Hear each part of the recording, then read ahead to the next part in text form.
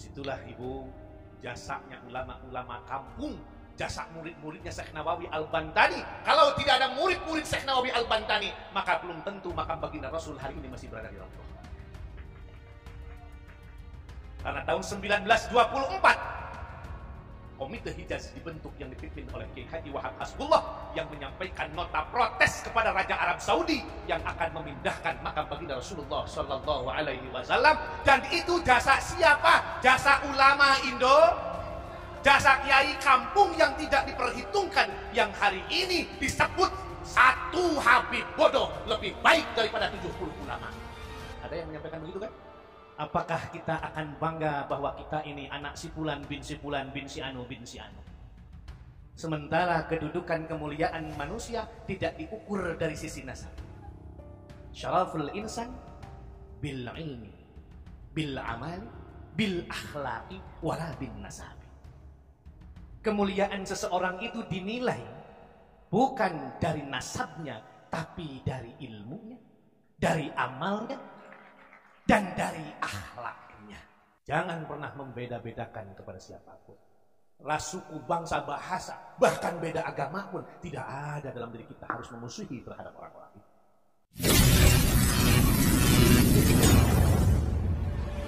Assalamualaikum warahmatullahi wabarakatuh.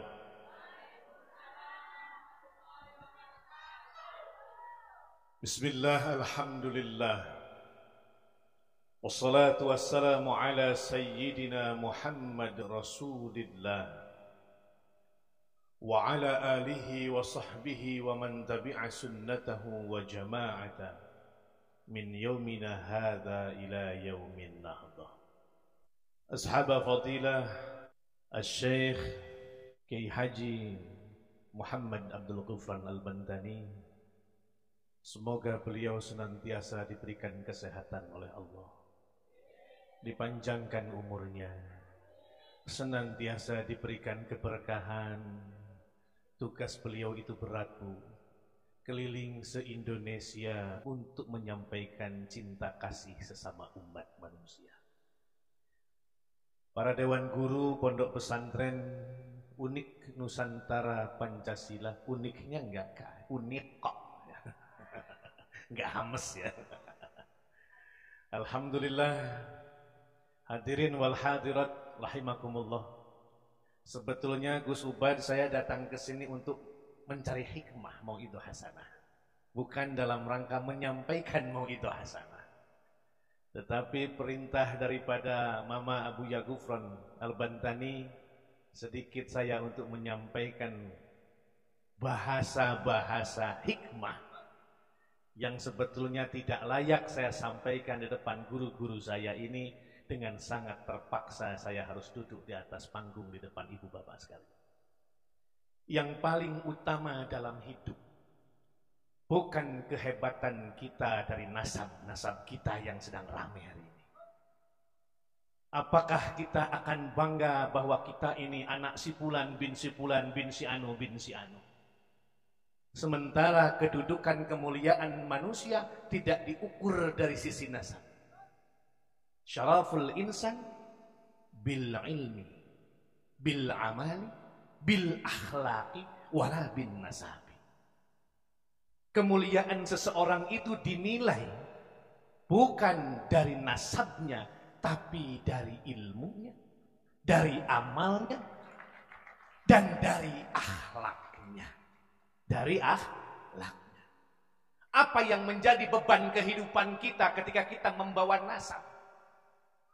Disampaikan bahwa nasab kita tersambung kepada Rasulullah Sallallahu Alaihi Wasallam, tetapi adab kita jauh daripada tuntunan para nabi. Apakah layak disampaikan itu sebagai turunan nabi? Nabi tidak mencontohkan itu.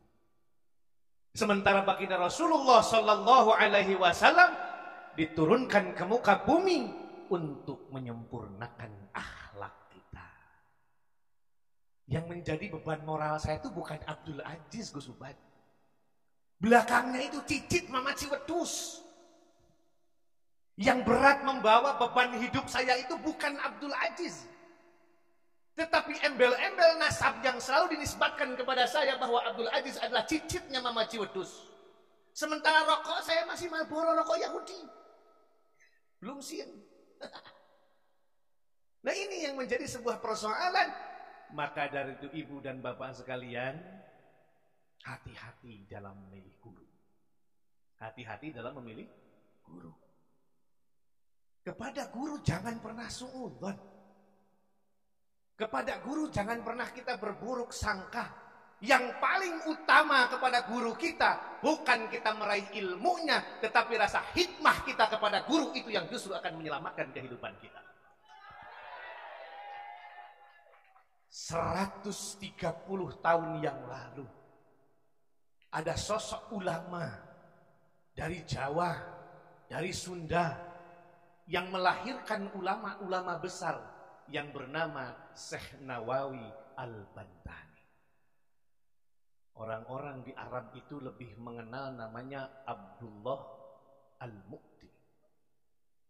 Makanya lahir anak saya yang nomor 4 saya namakan Abdul Mu'ti. Kenapa? Karena saya begitu hormat kepada Syekh Nawawi Al-Bantani. Apakah ibu dan bapak sadari ibu dan bapak bisa sholat karena siapa? Karena Syekh Nawawi. Ibu dan bapak bisa punya adab karena siapa? Karena Syekh Nawawi.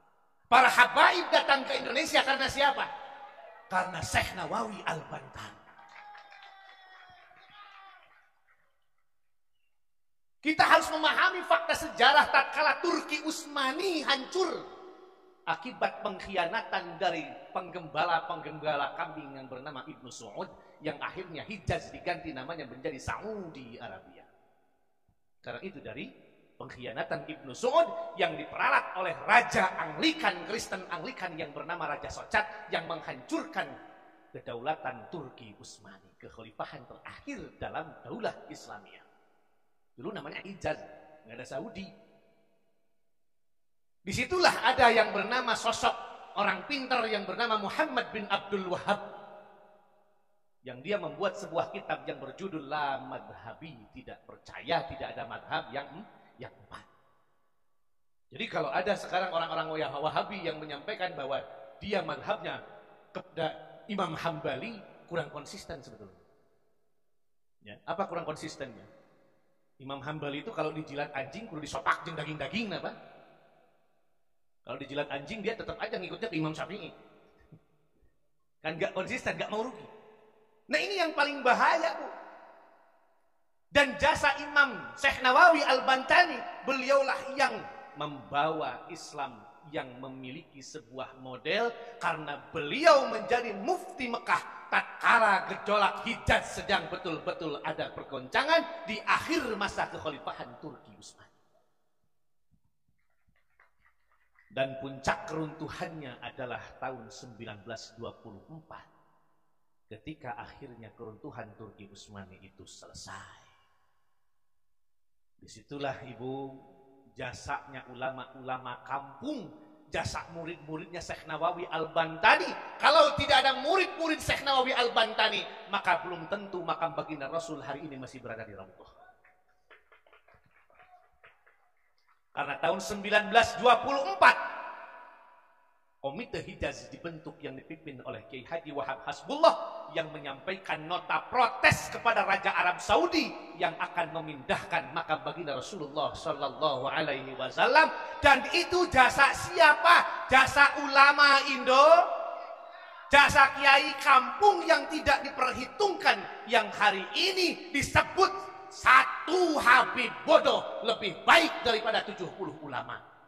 Ada yang menyampaikan begitu kan? Bahlul.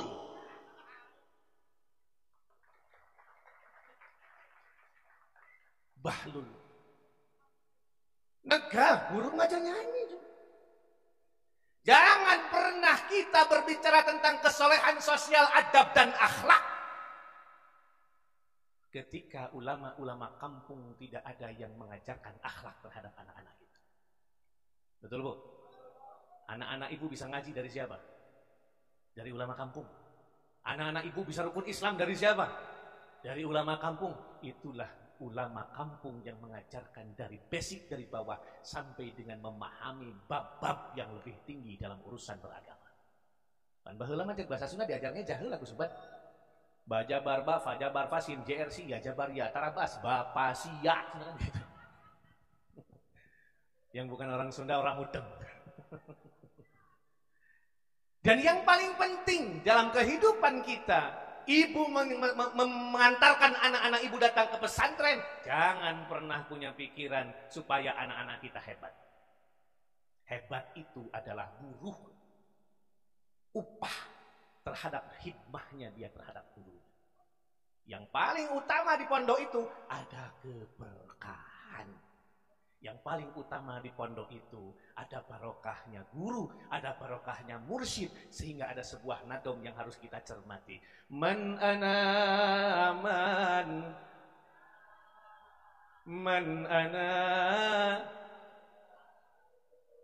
terus kaifama awakum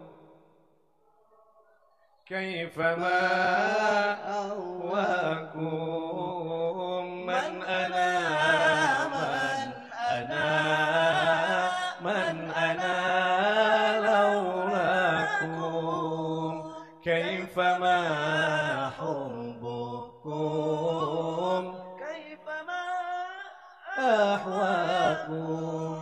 Itu makna yang paling utama. Kalau tanpa adanya mursyid kita, guru kita, siapalah diri kita.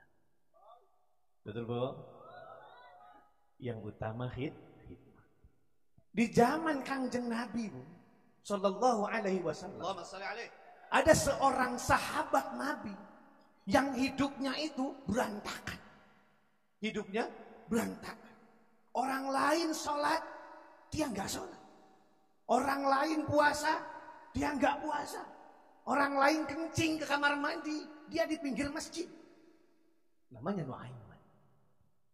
Nuaiman diangkat jadi sahabat Nabi yang utama, bahkan diangkat jadi wali, bukan karena kehebatan dia ibadah, tapi hikmah dan mahabbah kepada junjungan baginda Nabi besar Muhammad Sallallahu Alaihi Wasallam. Saking cintanya kepada Kangjeng Nabi, dia tidur di masjid, datang Kangjeng Nabi, bukan ikut sholat, diciumi Kangjeng Nabi. Sallu ala Nabi Muhammad.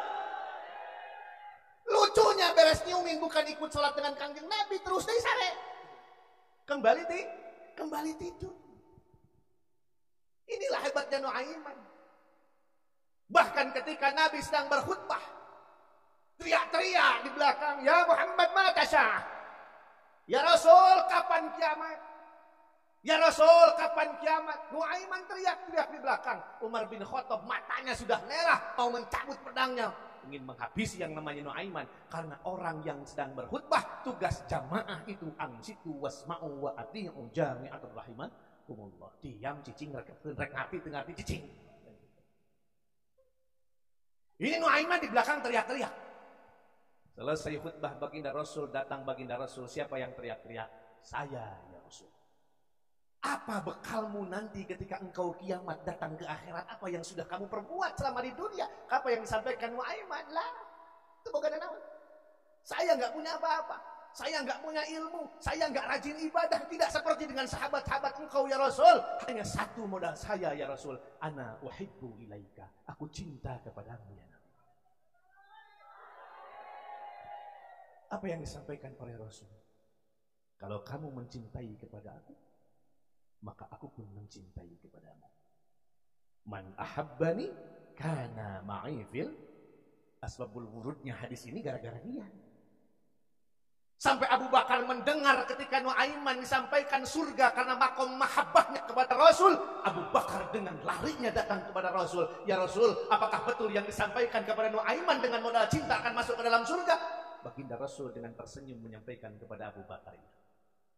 Akhirnya saking senangnya Abu Bakar, bahagianya Abu Bakar, Nuaiman aja yang ibadahnya menceng-menceng dijanjikan surga karena punya mahabbah cinta kepada Rasul.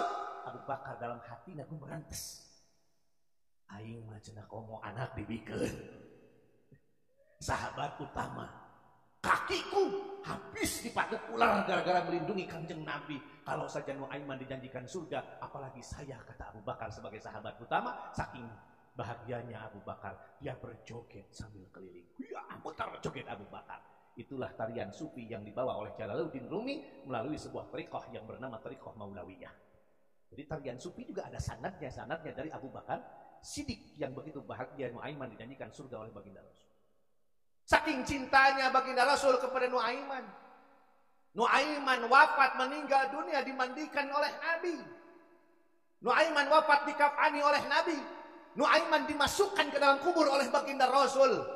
Sampai-sampai baginda Rasul mentalkini menyaksikan Nuaiman. Begitu selesai dikuburkan, para sahabat mengajak kepada kanjeng Nabi, ya Rasul, ayo kita pulang. Nuaiman sudah selesai dikuburkan. Apa yang disampaikan oleh Nabi? Jangan dulu pulang. Saya takut, aku takut ketika malaikat datang. Nuaiman gak bisa jawab. Ditongkrongin sama Nabi. Menjaga gawang. Nah ini guru kita nih. Menjaga gawang. Itulah butuhnya kita terhadap mursyid. Baginda Rasul nongkrongin Nuaiman sampai datang dua malaikat menanyakan kepada Nuaiman. Cek bahasa orang nu nyaho da ngarti Suryani urang. Man rabbuka? I'tiqadin sahih walisanun fasih. Nuaiman bisa menjawab, Allahu Rabbi. Wa madinuka? Islam agama kami. Wa ma ikhwanuka? Muslimin wal muslimat. Nuaiman di jero kubur masih bisa bercanda. Wa man nabiyuka? Kata malaikat. Apa malaikat ngomong apa tadi? Wa man nabiyuka? Coba sekali lagi. Dekareun. Wa man nabiyuka? Diulangi sampai 3 kali malaikat. Nuaiman nyandain terhadap malaikat. Akhirnya Nuaiman ngomong, malaikat jangan kurang ajar. Nanyain wa man nabiyuka? Tuh nabiku masih di atas. Begitu hebatnya Nuaiman. Karena dia punya satu makom yang disebut dengan makom mahabbah. Nah ibu bapak sekalian, hari ini kita menjadi umat kanjeng Nabi Muhammad SAW bukan di zaman para nabi. Kita jadi umat nabi bukan di zaman sahabat. Kita jadi umat nabi bukan di zaman tabi'in. Tapi kita jadi umat nabi di zaman para ulama.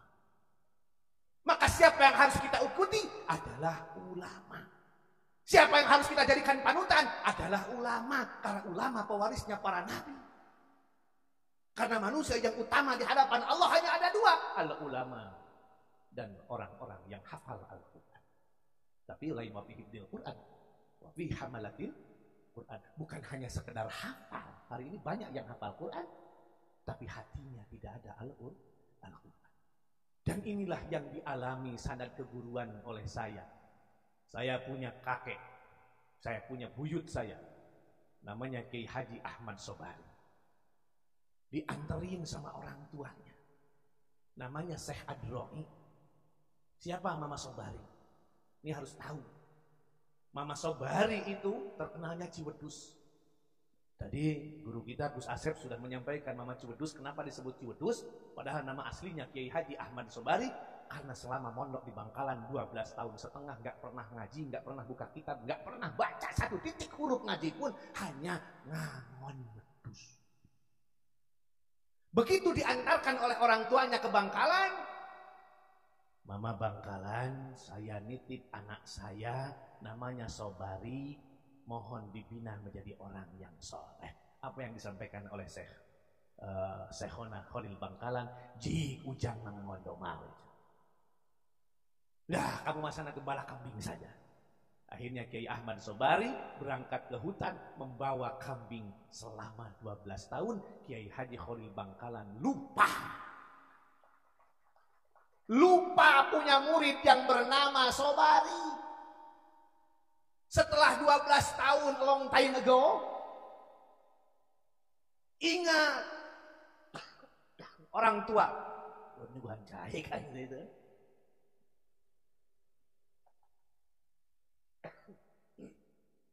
12 tahun kemudian orang tua Mama Sobari di Kuningan Ciwedus ingat punya anak di pesantren. Ayo kita jemput anak, berangkat ke Bangkalan, bertemu dengan Syekhona Khalil Bangkalan. Begitu ditanyakan anaknya yang bernama Ahmad Sobari, Syekhona Khalil Bangkalan lupa. Mama Khalil Bangkalan, saya mau jemput anak yang bernama Ahmad Sobari. Sobari. Santri saya nggak ada yang bernama Sobari. Coba panggil pengurus pondok. Dipanggil dalam manifest santri, tidak ada yang namanya Ahmad Sobari. Lupa, tidak dicatat.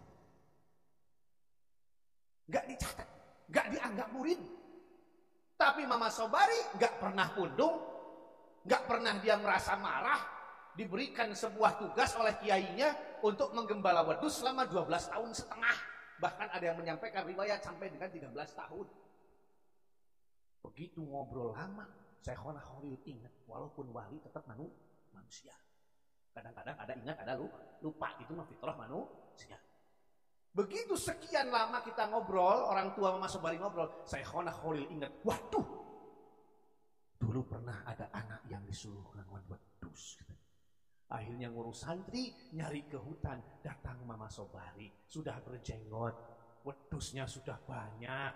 Datang ke pondok, Mama Sobari ditanya oleh Syekhona Khalil Bangkalan, Sobari, berapa tahun kamu gembala wedus? Kalau tidak salah menurut hitungan Mama 12 tahun setengah. Waduh, pernah ngaji? Gak pernah.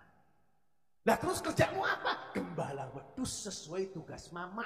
Karena Mama tidak pernah ngomong kepada saya, selesai gembala wedus, maghrib masukin kandang, terus ikut ngaji. Mama hanya menyampaikan amanat kepada saya, urus wedus, gembala kambing, sampai gemuk, sampai sehat kambingnya. Saya tidak mau mengkhianati terhadap amanatku. Itu bahasa Mama Sobat. Pernah ngaji? Tidak. Makan gimana? Yang ada di hutan saya makan. Tidur gimana? Bikin saung di hutan. 12 tahun Sobari? Ya, 12.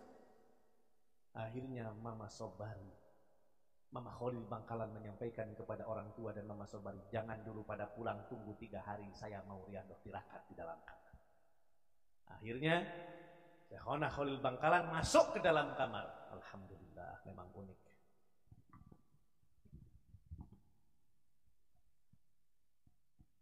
Ini tuh air yang hebat, Bu. Cirinya air putih itu adalah air yang murah, bukan murni. Akhirnya, Bu, Syekhona Khalil Bangkalan masuk ke dalam kamar tirakat selama 3 hari. Namanya wali, dekat dengan yang punya ilmu Allah Subhanahu wa Ta'ala. Selesai 3 hari Syekhona Khalil keluar dari kamar, kemudian beliau berangkat ke pinggir laut ngambil 1 cangkir air laut. Sobari, minum air laut ini. Kalaulah air laut ini rasanya manis, silahkan kamu pulang. Tapi kalau air laut ini rasanya asin, jangan pernah kamu mikir pulang. Saya gorok hari ini juga. Bingung Mas Sobari? Begitu diminum Mama Sobari nggak ngomong, Bu. Apa Sobari rasanya? Mau ngomong manis, bohong ke guru. Mau ngomong asin, takut digorok. Mati. Apa Sobari rasanya? Asin, Mama. Sobari ngomong asin, kamu nggak takut mati? Gimana, Mama? Orang air laut, airnya rasanya asin kok. Minum lagi. Diminum lagi, Bu. Begitu diminum, rasanya gimana Sobari?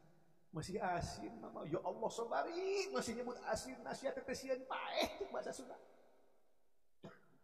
Akhirnya yang ketiga kali diminum lagi oleh Mama Sobari, airnya rasanya masih asin. Yang akhirnya Mama Sobari langsung bersujud di kakinya guru yang bernama Syekhona Khalil Bangkalan. Ya Mama Khalil Bangkalan, guruku, saya serahkan leher saya. Saya ridho seandainya hari ini nyawa saya harus melayang, tetapi wasilahnya melalui tangan guru yang saya cintai. Apa yang terjadi? Kata Syekhona Khalil Bangkalan, balik ke itu. Sana kamu pulang. Cukup ngaji dari saya segitu ya. Cukup ngaji dari saya segitu. Kamu pulang, sebarkan ilmu di kampungmu. Jadi Mama Sobari itu ngaji itu ayatnya cuma 2, amis dan asin. Berkat apa? Berkat khidmah terhadap guru. Berkat menjaga amanat guru. Dia tidak mau mencederai terhadap amanat gurunya. Yang akhirnya Mama Sobari ketika pulang ke kampung halamannya di Cewedus, Mama Sobari punya murid namanya Kiai Haji Ahmad Sujai yang disebut Mama Kudang.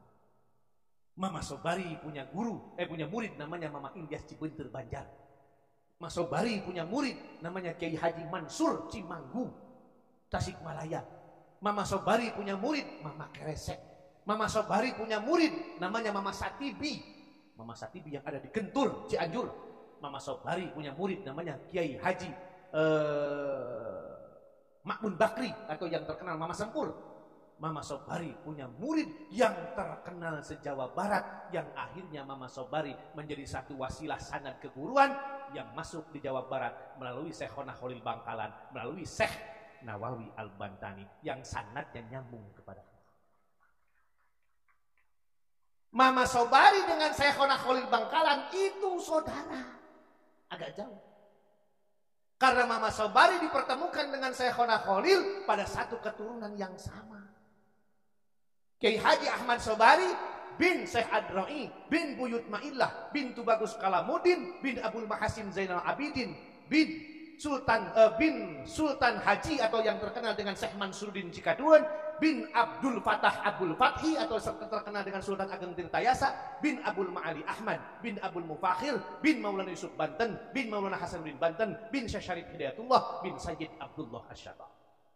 Itu sanad silsilah keturunan dari Mama Sobari. Jadi ibu bapak sekalian, dari Sabang sampai Merauke khususnya di Nusantara, sanad keguruan tidak lepas dari ulama besar Hijaz yang keturunan Indonesia asli Nusantara yang bernama Syekh Nawawi Al-Bantani.